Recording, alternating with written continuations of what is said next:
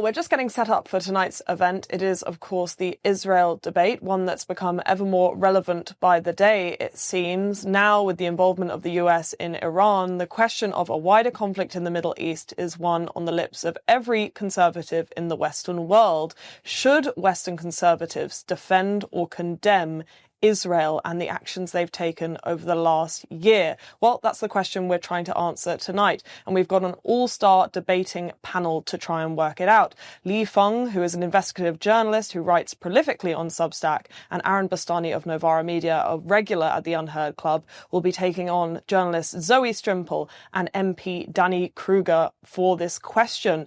We hope to see you all there. And if you're watching online, then the question is, will you want to stay beyond 15 minutes? We hope the answer will be yes. And if you do, then you'll have to become a subscriber. It's really easy and you can do it right now. All you have to do is go to unherd.com/live and sign up. It's less than the price of a coffee and you'll get everything UnHerd has to offer, including this exclusive live stream. Welcome to the UnHerd Club. To those of you who are regulars, welcome back. And to those of you for whom this is your first visit, a very special welcome. Welcome also to those of you who are watching online. We have our online subscribers and also members of the lay population watching right now across the waves. If you are a non-subscriber, then I'm afraid you'll only be able to see the first 15 minutes of this event as a free preview.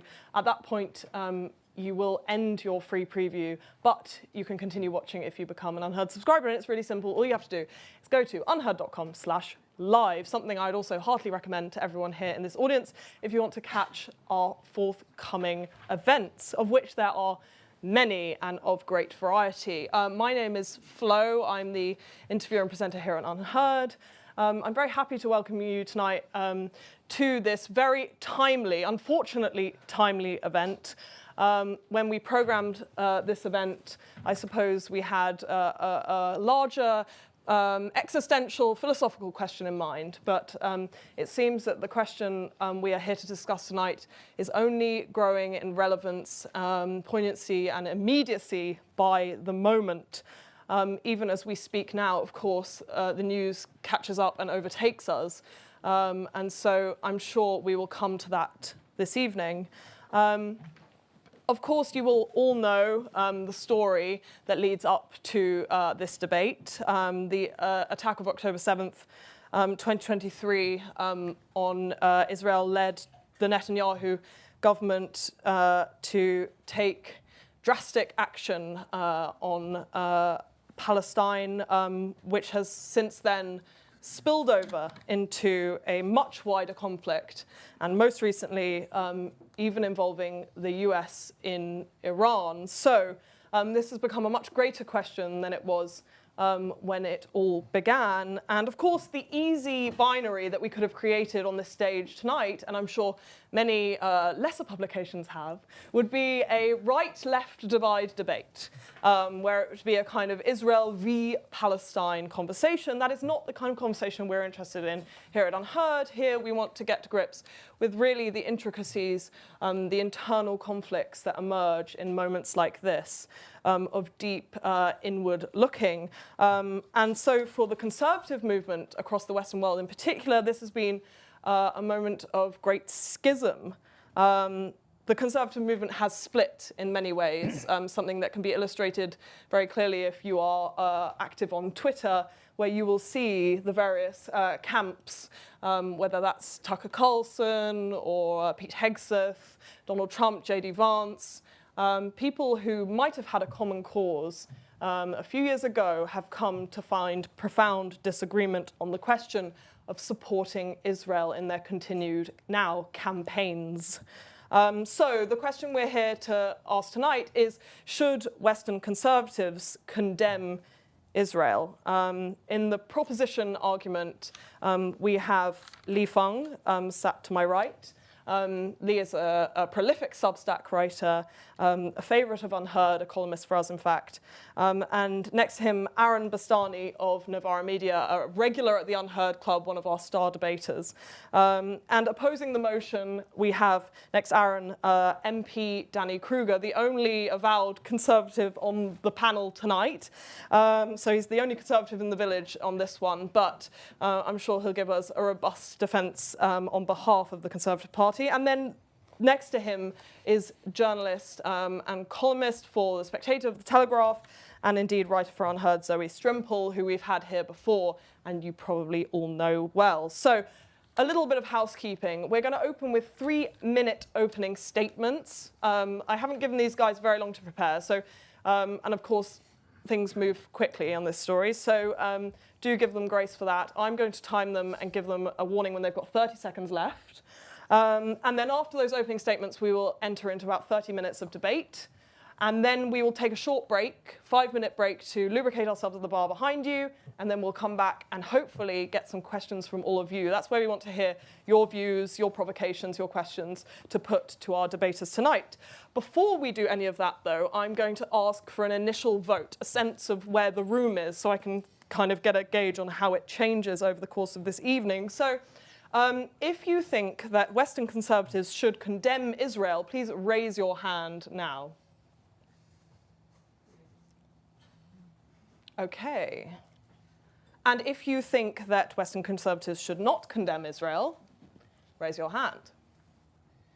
OK, so it seems a clear majority on the side of the opposition, but much to play for. A split is there, and also I see some people who didn't raise their hands at all. So we've got some undecided voters, let's say. So to begin with the opening argument for the proposition is Novara Media's Aaron Bastani. Thank you very much. I'm very sorry for being so dressed down this evening. I was watching Miss Rachel and my daughter, and I lost all sense of time. I know what you're thinking. Why am I making this argument about Western Conservatives needing to condemn Israel? And why am I making this argument? After all, I'm not a Conservative. I'm a socialist. I'm somebody who's on the left. I would respond by saying that many Western Conservatives already condemn Israel. The point is they do so privately. They don't dare to say these things in public because, of course, that's not their tribe. Support for Palestine is coded as left-wing. Support for Israel is coded as right-wing. Don't you dare transgress, because your own people will come after you and bash you with a big proverbial stick. So it makes perfect sense that I, as somebody from the left who is inclined to be more sympathetic with Palestine, am here to make this argument. I'm not going to talk to you about why we should try to uphold international law. I know my audience here at UnHerd. You're not big fans of the European Convention on Human Rights, I gather. I'm not going to make moral arguments because we all know at the end of the day that is contingent on where you're coming from, context, priors, prejudice, and the rest of it. So instead, I want to talk about something else. Cold, hard, harsh, national self-interest. One thing unites the right in this country more than anything else, and that's the issue of migration. Displaced people. Asylum seekers coming across the channel every day. And one of the great flaws and failures, I think, of the right in this country over the last 20 years has been an inability to recognise the deep-seated connection between this country's foreign policy and that phenomenon. Many people look and say, that's ridiculous, don't be so daft. Look at the countries that lead the table, the Manchester Uniteds, the Arsenals, the Chelseas, and the Manchester Cities when it comes to refugees coming across the channel every day.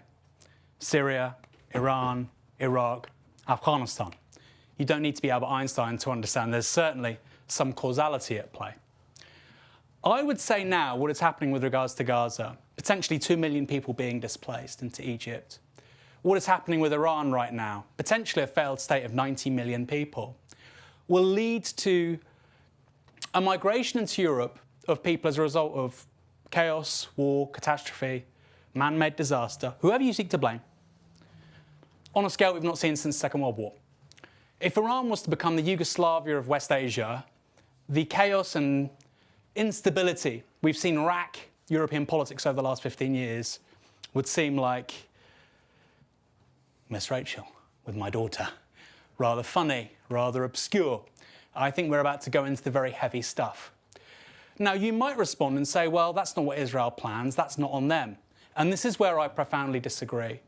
I think Israel has made a choice at some point in the last 15 years that its national self-interest does not align with the existence of a strong Turkey, a strong Iran, and maybe even ultimately a strong Pakistan. And I'm not here to castigate that or criticise that. You might say they're right to think that. The experience of the Shoah, 6 million people lost, they have to do absolutely everything in their power to look after their country and to exercise national power overseas. But I return to the point I'm trying to make. As Conservatives, how is that in the interest of this country? How is it in the interest of this country that Israel, thousands of miles away, is embarked on a protracted course of foreign policy that is displacing millions and ultimately will lead to very, very high gas prices, I think, sooner than we imagined? And those are the things I want you to dwell on. Isn't it extraordinary, and I finish with this, that the RAF is part of a broader force, including the USAF, which seeks to defend Israeli airspace? We are spending money to defend Israeli airspace. At the same time, I don't know if you have seen photos from the Tel Aviv metro system, the underground. Isn't it lovely? Clean, modern, swish. Now go on the Bakerloo line. I would submit very humbly to my friends on the right and centre-right, that's something of a misallocation of resources. Time after time, the right have said something to me for a long time, for a decade or more, and I've often agreed. Charity starts at home. Foreign aid is something we need to reconsider and potentially even cut. And I would now say this. Foreign aid, that bête noire of the right for so long, can be replaced with the word Israel when it comes to the right. Thank you very much.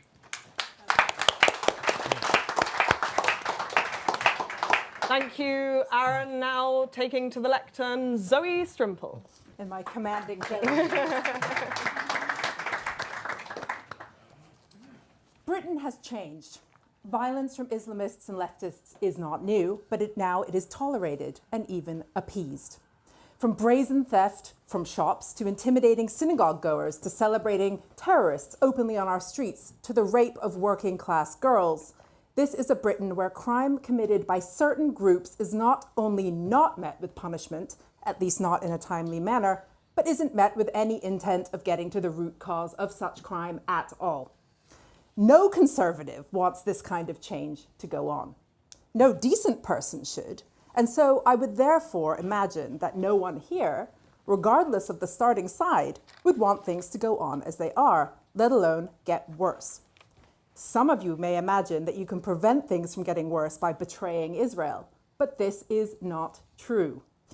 On the contrary, standing up for Israel is the best possible place to start for reversing the decline. It shows moral clarity and confidence against the forces of illiberalism, violence, anti-Semitism, and ultimately Islamism. So of course Conservatives should not condemn Israel. Freedom, decency, rule of law, the right of citizens to live without constant threat of violence, secure borders, national sovereignty, and policy rooted in reality, not post-colonial theory. All of these are key stage 1 conservative values. All of them are synonymous with what Israel is defending, not just in its own borders, but on the world stage, as the last week or so has made abundantly clear. And what is Israel up against? Who are the victims on whose behalf we are to condemn the Jewish state? The answer is multiple massive terror groups with tactics and values of unlimited evil. Many innocent lives have been lost as a result of this current war waged by Hamas, and this is tragic. Each civilian life lost in Gaza is a tragedy. But the hideous truth is this: when we talk about condemning Israel, we talk about condemning Israelis for not simply lying back and thinking of Auschwitz while many-fronted forces of jihad do their thing. Those who call Israel's campaign in Gaza genocide and equate the defensive war of a sovereign state with the systematic extermination of 6 million Jews, well, there is a word for this: obscenity. Landing on the right side of this debate doesn't actually even require engagement with what's happening over there. What's happening here is enough to make it clear with the travesties I already referred to. If you believe it is brave, free, and humane Israel that should be condemned, or are furious and disgusted that Israel has not managed to be supernaturally perfect, then you are on the side of those who are intoxicated by the antics and narratives and actions of murderers, liars, thieves, and people destroyers. Refusing to condemn Israel, by contrast, puts you in a club with those who prefer the conditions for human flourishing rather than those for human misery. The former is something all conservatives should seek. Thank you. Thank you, Zoe. And to the lectern, Lee Fang. I want to thank the organizers of the debate and my co-panelists here. And I want to introduce myself again. My name is Lee Fang. I'm an investigative reporter. I really work rigorously to maintain my independence as an independent investigative reporter. But over the years, I've been accused of association with the political right. Why? Well, I believe in free speech, free expression, equality under the law, and due process. I've opposed cancel culture on college campuses and supported sensible limits on immigration. Meanwhile, I've strongly and consistently denounced the toxic practice of identity politics. And it's true. Although these are all timeless, nonpartisan principles, in many cases, at least over the last few years, it is the conservatives who have championed these ideas. But not anymore. There is an exception, an intellectual inconsistency when it comes to Israel. For many, it is indeed an Israel exception to the supposed conservative beliefs and basic Enlightenment principles. Conservatives say they stand for free speech and against the culture of conformity and censorship. Well, pro-Israel forces and conservative lawmakers have demanded mass suppression of pro-Palestinian speech. And in my country, they've instituted new speech codes banning criticism of Israel. They have banned student groups. They have banned movie showings. And in an attempt to deport lawful students and who have spoken up about Israel or Palestinian human rights, they've arrested them and attempted to deport them, all in clear violation of the First Amendment. Conservatives claim to support the Western values of democracy and individualism. However, Israel itself undermines that. Let's be honest. The country is an ethno-state based in the practice and in law of privileging one identity group over others. That is compounded by the fact that Israel rules over 7 million Palestinians. A fraction of these Palestinians have citizenship rights, about 2 million of them. But the remaining 5 million in East Jerusalem, Gaza, and the West Bank are treated as subhuman, governed largely by the Israeli military.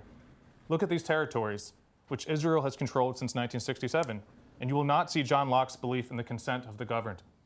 No Western country engages in this type of behavior. Conservatives claim to oppose forever wars and the waves of migration that have destabilized our societies. Yet Israel's actions again undermine these claims. Israel's governing leadership has stated openly and repeatedly that they seek to expel all 2 million Palestinians from Gaza and push them into the West as migrants. Danny Krueger, Israel's representative to the United Nations, has said Europe and America have the, quote, moral obligation to accept the Palestinians they push out as refugees. Other Israeli politicians have used far more crude language. Beyond that, Israel has bombed Lebanon and Syria and now launched a new war in Iran, a conflict that threatens mass destabilization and a flood of new refugees. How many refugees? As Ted Cruz learned last week, there are over 90 million people in Iran. Israel torpedoed Trump's peace negotiations, then launched this war, which threatens a new wave of refugees. Thoughtful conservatives should question whether these policies are in the interest of the West. I could go on, but this is essentially a blind spot of moral and intellectual hypocrisy among conservative leadership when it comes to Israel. They preach one set of principles and values, but make exceptions all the time when it comes to Israel. Let's openly and honestly debate this topic without deplatforming or accusations of bigotry that the left have used to stigmatize sensitive debates. I look forward to this having this debate. Thank you.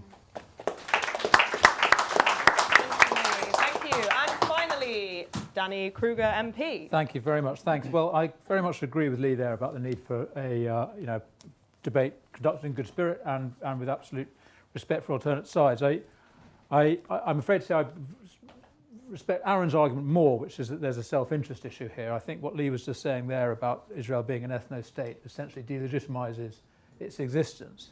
And I think fundamentally that is what we are discussing, ladies and gentlemen. Just to quickly explain my defense of Israel, my belief why we shouldn't condemn it. It is in the historic context. This is a unique people, the Jewish people, who have retained coherence over centuries, over millennia, despite their exile to all corners of the world.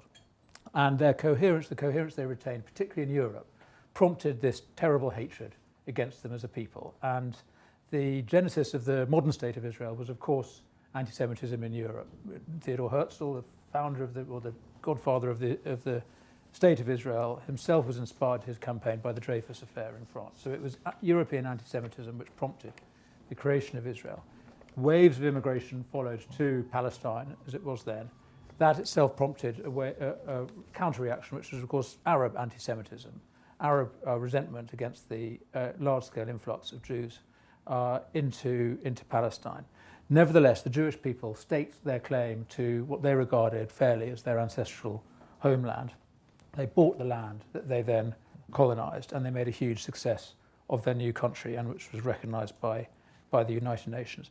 That takes us up to 1948. I'm not going to give you more history, but the fact is, here we are now, after decades in which Israel has made a great success of its country. There remains a terrible threat to its existence, manifested most obviously by Iran and its proxies.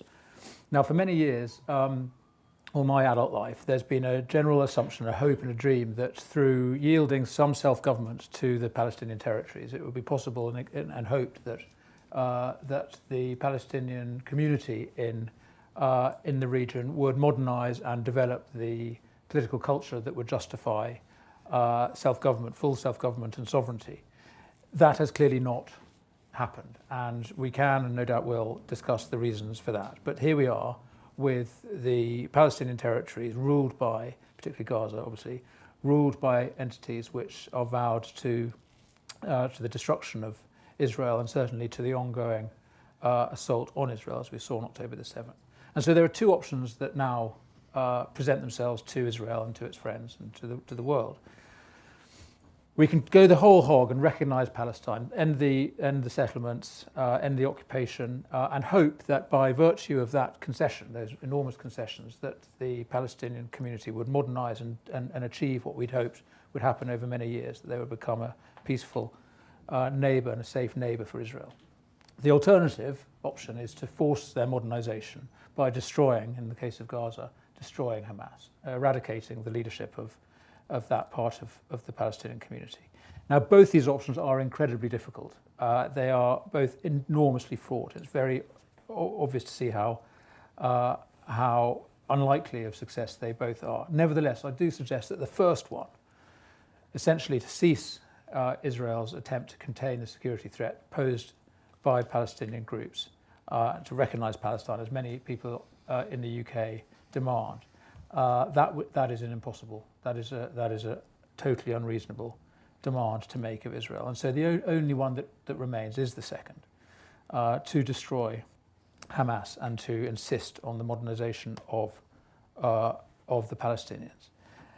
And I just want to say quickly, the fact that I've described how Israel came to be, Israel existed before it was recognised. It took possession of the land through migration, through legal migration, and existed as an entity. And then it was the facts on the ground were recognised. The same needs to apply in the case of a future Palestinian state. And the reality that needs to obtain before it is legally recognised is peace. Palestine must be a peaceful, functioning polity before it can possibly be accepted into the community of nations. So in terms of the question of condemnation, we're talking about Gaza, but when we were first invited to do this, but obviously we're now talking about Iran as well. When I say we shouldn't condemn Israel, I don't mean we should not condemn particular acts of the Israeli government, and particularly tactical, operational decision-making by the IDF. Of course, we should do that as an independent bystander, but also particularly as an ally of Israel.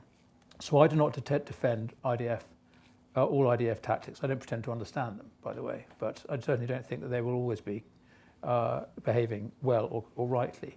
But I do say, echoing Zoe's point, every civilian casualty in Gaza is the consequence of Hamas hiding within and behind civilian infrastructure, and it is the direct consequence of their refusal to release the remaining hostages. And when it comes to Iran, again, it is legitimate to express doubt about the action of Israel there. I was very struck by the interview that Freddie Sayers here did with John Mearsheimer the other day, if you all heard that.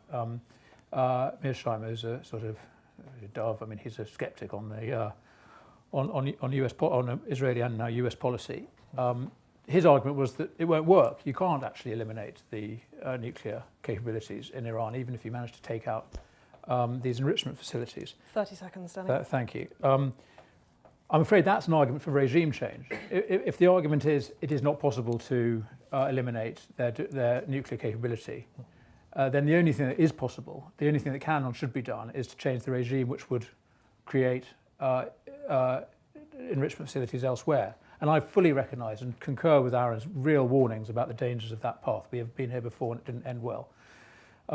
So I very much hope that it is possible to do what Israel is trying to do and with the US, because it is essential that Iran is denied its nuclear capabilities. And I'm afraid I don't accept that we shouldn't do it for the fear of migration. I'm afraid that's an argument maybe we'll get into. Just to end, yes, we are tribes in the West, and my tribe is Israel's. We are in a civilizational conflict, and the protection of the Jews and of the Jewish state and of the right of nations everywhere to exist and to protect themselves is caught up in this battle, and it is absolutely right that we should stand with Israel. Thank you. Okay, so many points to pick up on there. I think perhaps what I'll do is I'll throw some of the perspectives from each side to the other, and we can see how they respond. Aaron and Lee, neither of you mentioned Iran there, so maybe I'll give you a chance to respond to what Danny's just said about the incorporation of the moment that we're currently in, which extends beyond the question of Israel and Palestine and actually expands out into the further Middle East. Do you have anything to say on that point? Well, I think the last week killed the idea of non-proliferation. What America has signalled to the world is that you are not a sovereign country unless you have nuclear weapons. That's basically what they've said. And I'm sure many high information readers and listeners and viewers at UnHerd are familiar with what senior people in the Turkish government have started saying, which is we need to develop our own long-range ballistic missile programme, ergo nuclear weapons, if we're honest. That's why you have ICBMs generally. I don't think they're going to start a space programme. So that is a major concern. In regards to Iran as well, regime change, just to be clear, Iran and regime change does mean Yugoslavia. It does mean it means balkanisation, but brown people. That's what it means. Because Iran as a civilization is 5,000 years old. You do have a patchwork of different minorities. You have Arab speakers in the south, you have Turkish speakers in the north, you have Baluchis on the border with Pakistan, you have Kurds, you have various other minorities too. And the reality is that I think Israel now views the degradation of the Iranian state as necessary for their own defensive self-interest. Now, you might agree with that, but if you have an Iran incapable of even maintaining its own borders, effectively operating like Syria is now, it probably won't be able to exercise a monopoly on legitimate coercion internally, and you will have a civil war there. You will have a civil war there. And as Europeans, we're in this lovely room today, I walk past Big Ben, bright, gold, shiny, gorgeous day, civilization. We cannot take it for granted. We cannot take it for granted. So actually, what Danny said, I mean, we're coming from the same side. I agree. We live in an incredible society at an incredible point in history. To keep that, to defend that, needs intelligent statescraft. I don't see it from the Europeans. This is the continent, sorry, I'm going on. This is the continent of Talleyrand, of Castlereagh, Canning, Metternich, Bismarck. And look at our leaders now. What's happened? We've become vassal states to the United States over the last 25 years. That's what's happened. We need, and it's not even a left-right thing, we need smart, intelligent people looking out for the interests of this country on the world stage. It's not happening right now. Can I just add that, Israel is a diverse society. It does not have any monolithic viewpoint, just like as any society is. And over the last few decades, unfortunately, the Republican Party, the conservatives in my country, in the US, have outsourced their foreign policy to the Israeli hard right. Oftentimes, those interests are not in sync with even Israeli safety and security interests, and certainly not American interests.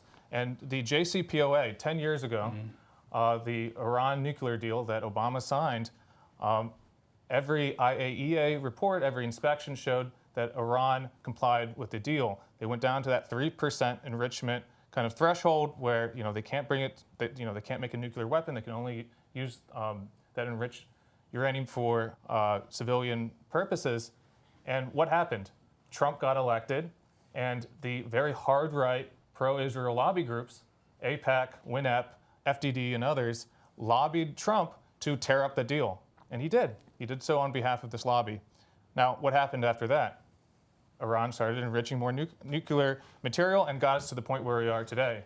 What did Trump try to do just in the last 3 weeks? He tried to revive the JCPOA, almost the exact same framework. And what happened? Again, the hard right within the Israel lobby, within Israel, pushed to destroy this deal and to start this war. Is it even in Israel's interest to maintain this relationship? Okay, so Danny and Zoe, in this kind of civilizational conflict, I suppose you see it in this larger philosophical way. But what Lee and Aaron are saying there is that, in fact, entering into a civilizational conflict alongside Israel might degrade the civilization that we have here, that in some way, as Zoe, as you say, the culture we have here is being affected by waves of refugees who might not have the same values. What is it? Are you not, in fact, actually agreeing with Aaron on that point? Is there not a question here about whether or not the destabilizing force of Israel in the Middle East should be something we should be stepping away from? Every problem we have on that score is to do with appeasement, not to do with too much involvement. On the contrary, we are so far from getting involved in anything like a kind of proper, supportive, especially Britain, like meaningful way. It seems insane to me. Everything Lee is describing is just, and Aaron is just appeasement, which is basically let them be as hostile, threatening, and frankly, the regime. Not Iranian people or whoever. Don't throw the E word around too much, but these are not people that if you let them be, everything will be fine. And surely we've seen in the European 20th century what happens when you appease. And again, every single aspect of this debate has become essentially a cliche. So I fear to even mention the parallel I'm thinking about here. But nevertheless, this idea that we can prevent all these bad things from happening if we only just let the bad guys do their thing, and it's actually our fault and all that's all kind of rubbish. And I would say that isolationism it appears to be in the best national self-interest, but that's such a short-termist view. And then people get upset about America, conservatives, right-wingers getting upset about America now being dragged into another war just when, Trump was about to make America great again and put America first. But what happens is that you keep getting dragged into wars, and especially wars of attrition, when you don't properly enforce your values, your segment of the globe, your power. So you can sort of appease and appease and appease, and in the end, the chickens that come home to roost are just so much worse. And as for the fear of the displacement, I would say on that front, the answer to that is not Israel sit there and wait to be nuked, which, let's be clear, is very explicitly said by Iran. So I'm flummoxed by this idea that Iran would have, been truthful in its kind of dwindling down of its nuclear program when its stated aim to destroy Israel has been pretty consistent. So that's there. But I think that the answer then would be for us to look at some of the issues I was alluding to, which is, who are we? What do we care about? What do we dare enforce about ourselves? What about our sovereignty? Those are questions we need to answer. And the answer to that isn't let everything happen because, oh no, we're so afraid we won't be able to control the influx of people. The other thing to say is migration can be an incredible force for good. If we were a bit more secure about who we are and had a way of integrating people and insisting that they adhere to our values and swiftly deporting those who mean us ill, we could be so much more flexible and able to take in these many, many, many more people, and it wouldn't cause the kind of political meltdown that it does. Mm-hmm. Well, if you're seeing me now, that means you're not a subscriber to UnHerd, but if you want to watch the rest of this event and in fact catch all of our events here, you just need to become a subscriber. It's really simple. unherd.com/live. All you have to do is pay the price of a cup of coffee and you can have everything that UnHerd has to offer. That's articles, long-form investigations, videos, and of course events like this. So just go to unherd.com/live and join today.